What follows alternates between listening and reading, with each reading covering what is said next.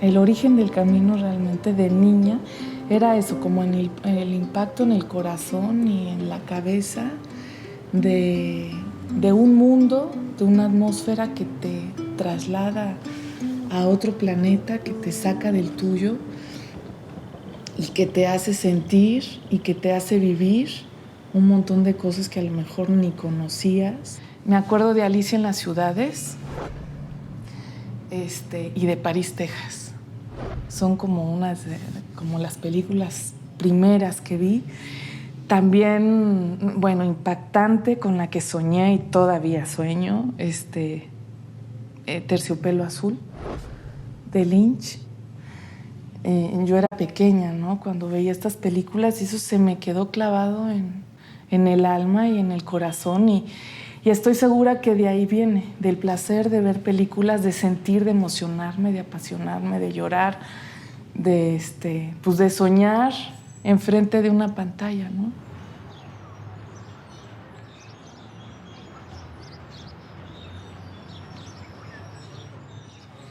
Soy de varios lugares. Nací en San Salvador, en Centroamérica, y los primeros años de mi infancia los viví en un pequeño pueblo que está en el norte de El Salvador, que se llama La Palma, que es un lugar increíble, que tiene un bosque. Y muy chica, mis papás se separaron y mi mamá es mexicana, mi papá salvadoreño, y mi mamá decidió regresar a México, que es donde está su gente. Y salimos de allí muy chiquitas, yo con 4 años, mi hermana Citlali con 2, y nos venimos de aventón, de La Palma al DF, a Toluca.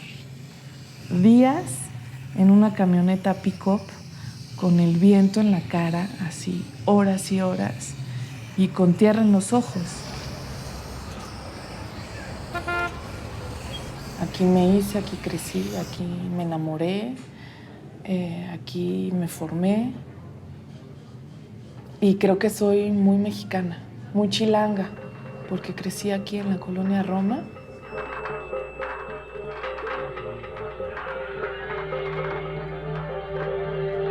Mi primer corto fue aquí en esta azotea y se llama Árido, y nació aquí con este paisaje y aquí arriba.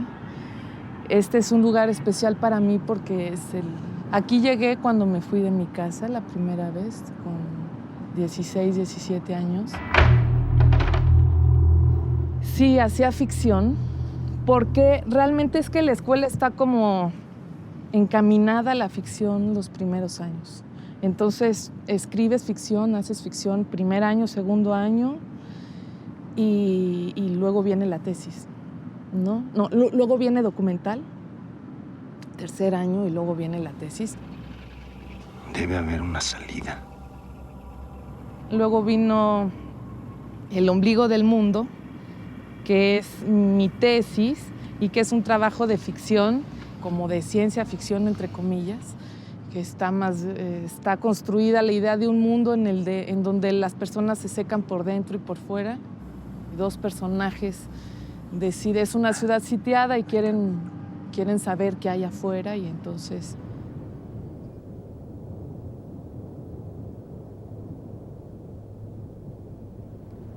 me sentía frustrada, sentía que necesitaba aprender más.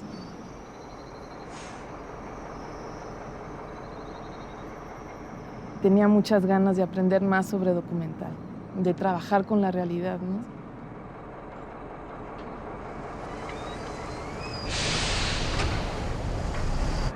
El documental me abrió una puerta como muy importante, de encontrar historias y de construir historias a partir de los otros.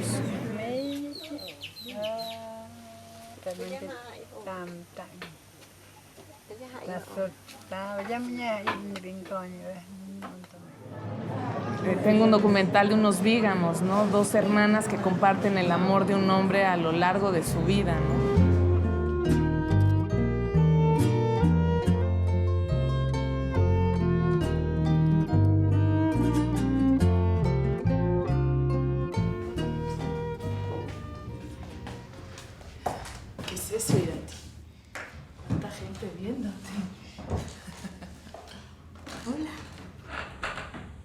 Está bueno. Yo esperaba llenar como un gran vacío que tenía, que yo quería tener un hijo, una hija. Y cuando suceden las cosas, la realidad te rebasa por 10,000. Y y es eso y mucho más que eso. Y Irati llegó en un momento de caos total, porque no quieres estar aquí, ¿verdad? Ven. Pues llegó en un momento muy caótico y tuvimos que adaptarnos y que yo estaba viajando, tenía compromisos que no podía dejar ya adquiridos. Y fue bien complicada la llegada. Sobre todo, que no quieres estar aquí. ¿Quieres un tomate? Mira.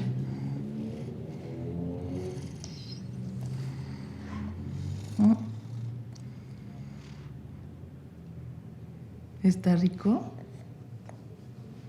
¿Sí?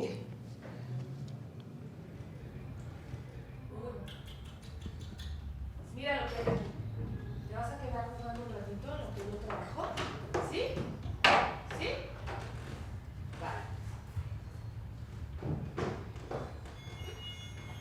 Me voy un rato, ¿eh?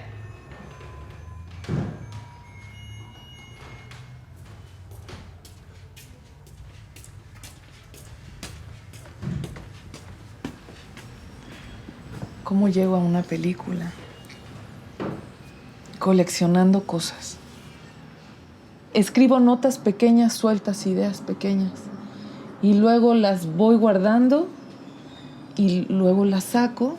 Por ejemplo, este cuaderno está lleno de notas, de muchas cosas, de notas, de rutas, de dibujos, pero sobre todo de notas que han salido de algunas partes.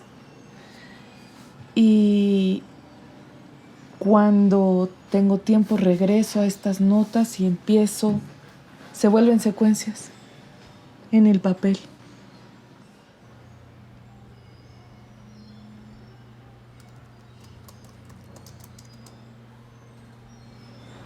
Por ejemplo, el lugar se generó de haber ido al pueblo la primera vez que fui, que me pasaron muchas cosas.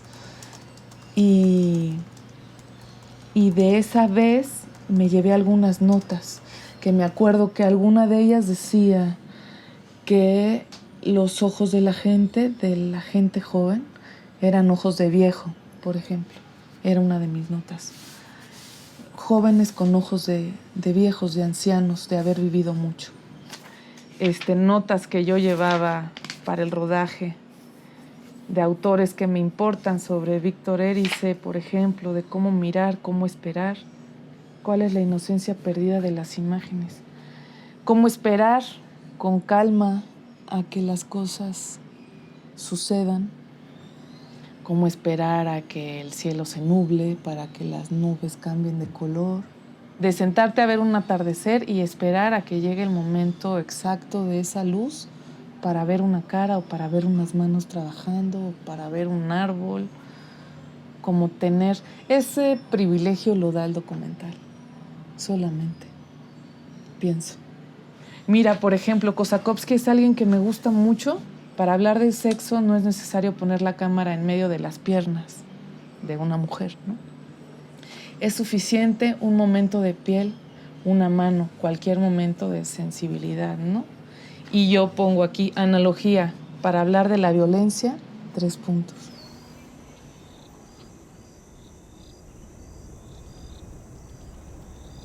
Ay, yo me sentía feliz, pues. Sentía, pues, alegría y tristeza.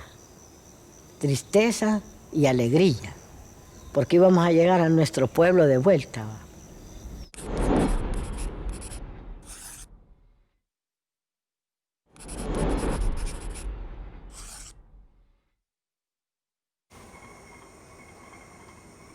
Ya cuando llegamos a Cinquera,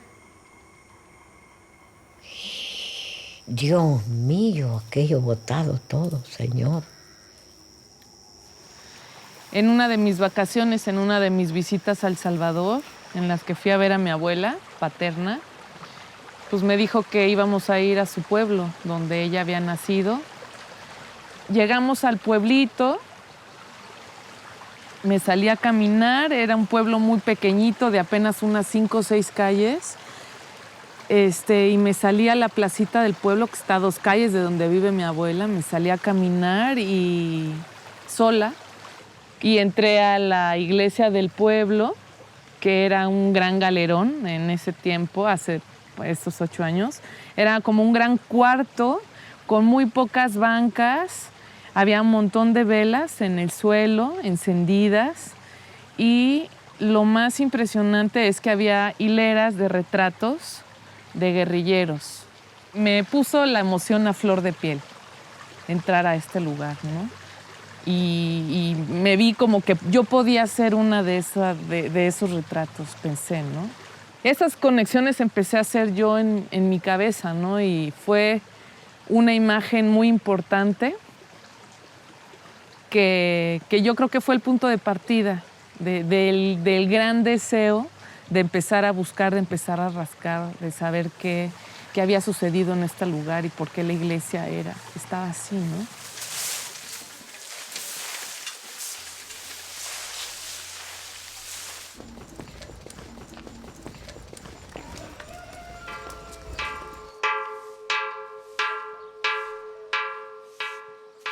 No sabía qué ni por dónde iba a ir la historia. Lo que sí sabía es que en esta imagen que estaba en mi cabeza, de estos retratos, pues yo quería explorar la pérdida y la muerte, o sea, saber cómo esta gente había vivido este proceso violento y cuál era el tamaño, cuál era la dimensión de la tragedia y qué se había perdido allí, ¿no? Poco a poco sentimos que en mi pueblo se fueron dando clarito, bien clarito, 2 grupos. El grupo de los que tomábamos conciencia y el grupo de dormidos, decíamos. Y fue apareciendo aquella palabra de subversivos. Esa era como la esencia, como el punto de partida, pero en realidad uno empieza viendo caras.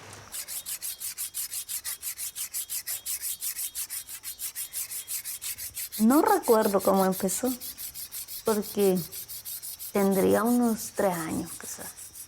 Nosotros vivíamos en una casa en ruinas. Vivíamos en la Vil de Gracias, no teníamos nada. Y teníamos una cama así de 2 colchones que nos habían regalado, era la única que teníamos. Sí recuerdo que estábamos todo el mundo en sus casas debajo de las camas. Era algo chistoso. Y se oía la bala y que silbaban por todos lados. Así, como si la cama las iba a proteger. Ese es mi primer recuerdo así de lo que fue el conflicto. Me percaté que había un conflicto, pero no era consciente yo de la envergadura del problema. Conseguí a un guía maravilloso que fue un exguerrillero, René, que me llevó a caminar por la montaña, caminatas de horas y horas para llevarme a enseñar por dónde andaban ellos cuando andaban huyendo del ejército, ¿no? Simplemente mirando al suelo como una aparición, de repente vi un metal amarillo oxidado enterrado en la tierra y lo saqué y vi que era una bala. En esa caminata ahí nació esa secuencia, ¿no? Que después yo regresé a buscar, esa secuencia de los pies de las botas.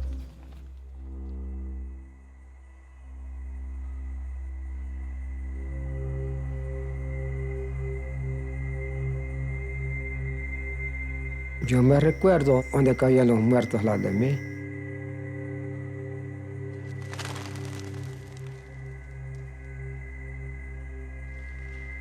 Morírsele, matado.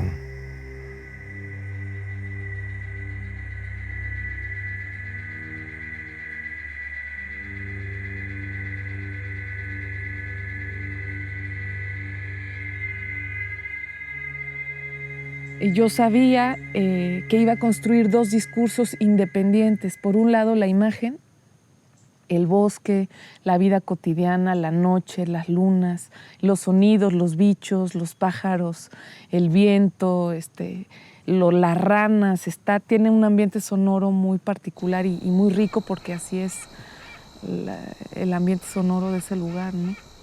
Y por otra parte iba a estar el discurso oral, la oralidad de los personajes, que para mí es el centro absoluto y el alma, digamos, que nos lleva de la mano por esta historia, ¿no?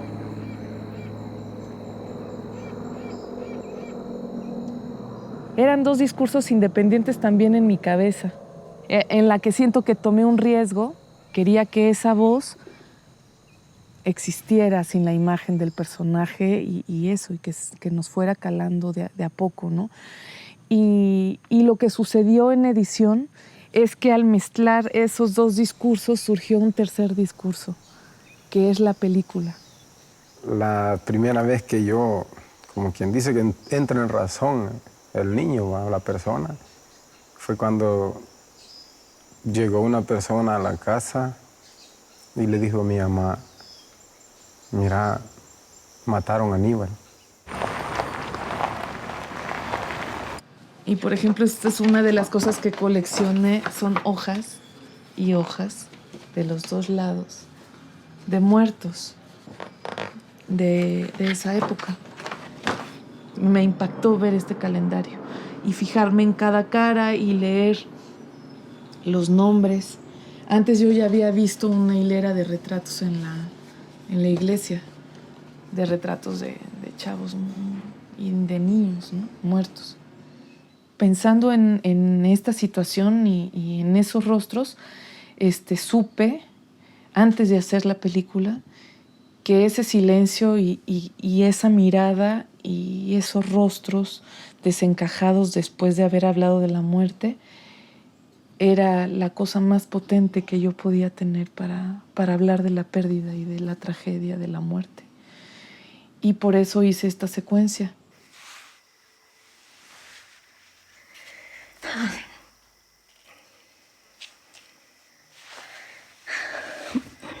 Tenía 15 años cuando murió. Porque en la guerra hablar de emociones y mostrar emociones era una cuestión de vida o muerte. Entonces lo hice hacia el final del rodaje y ellos ya sabían, yo les había pedido permiso, que íbamos a hablar de la muerte y de la pérdida, de la pérdida de los seres amados. Y los senté en una silla, en esta casa de barro. Y a mí fue la única vez que yo puse una cámara frente a los personajes, porque todas las entrevistas nunca las rodé, solo las grabé en sonido, porque sabía que no quería entrevistas a cuadro, ¿no? Pero esta sí, porque a mí me interesaba recuperar ese rostro roto después de haber hablado de la muerte. Y me interesaba el silencio, entonces ya teníamos muy claro con Ernesto y con el fotógrafo y con Federico, el sonidista, lo importante que era no cortar después de la entrevista, ¿no? Porque era eso la parte que se iba a utilizar. Y que cayó al suelo y me dijo: réceme, mami, me dijo.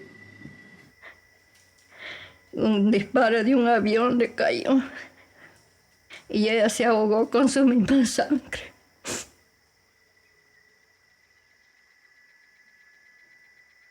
La nena, Víctor, Pablo, Gladys y Toño, ya no los volví a ver.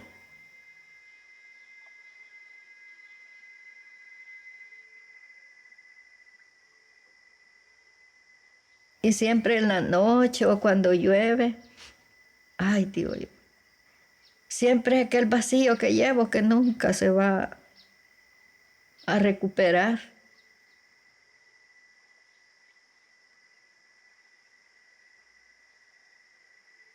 para poder estar con el otro hay que hablar también de uno y construir una complicidad.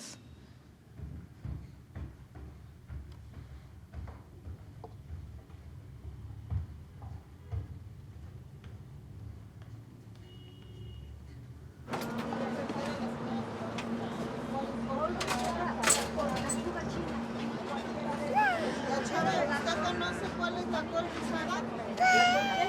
¿Rizada? No.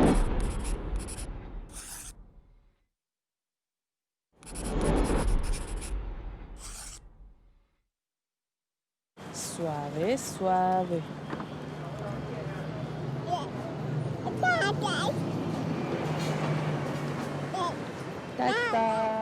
Yo quería hacer una película que pudiera transmitir y que pudiera, pues que pudiera transmitir lo que yo sentí durante parte del proceso al hablar con esta gente, ¿no? Y al sentir como el dolor de ellos, ¿no? Es el gran reto, ¿no? O sea, poder poner un poco de la esencia y de la emoción que tiene la vida, y del dolor y del desencanto y del encanto que tiene la vida adentro de una historia para ponerla en la pantalla.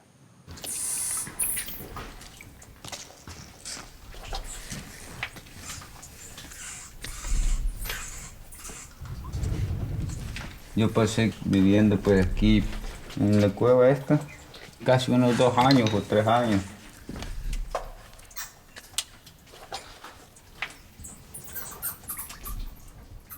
Y bueno, la llevamos, compré una manta gigante en un mercado de San Salvador para construir la pantalla, conseguimos bocinas, proyector, cada quien llevó una silla de su casa, había 300 sillas en la sala comunal, estamos esperando que se hiciera de noche para poder proyectar la película y había mucha gente, muchos niños gritando, mujeres amamantando, había un gran escándalo y yo decía, puta, no se va a oír nada.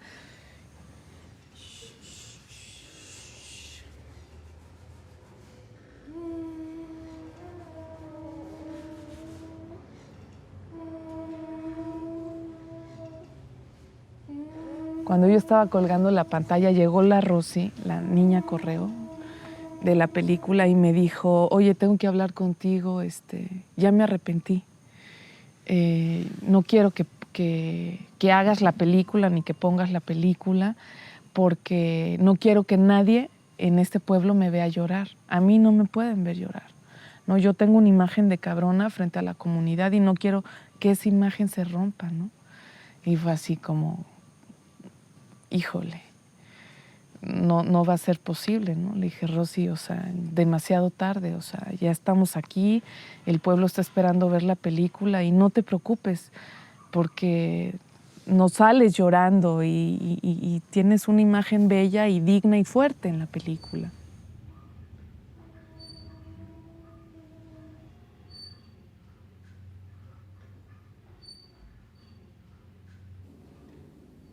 Fue una proyección hermosa de silencios, de risas, de sollozos y una satisfacción enorme para mí, pues, sentir el aplauso y el cariño al final de la presentación y como mucho cariño, ¿no? Y dijeron que don Pablo se paró y me dio las gracias y dijo que era una película que era importante para ellos y que era parte de su memoria histórica y que tenía que haber una copia en cada casa de Cinquera para que los niños y los más niños la vieran, ¿no? Cuando llegara el momento.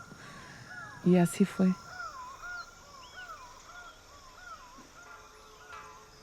Rosy acabó la película y, por ejemplo, Rosy se fue corriendo a su casa. Hubo mucho llanto durante la proyección hacia el final, ¿no?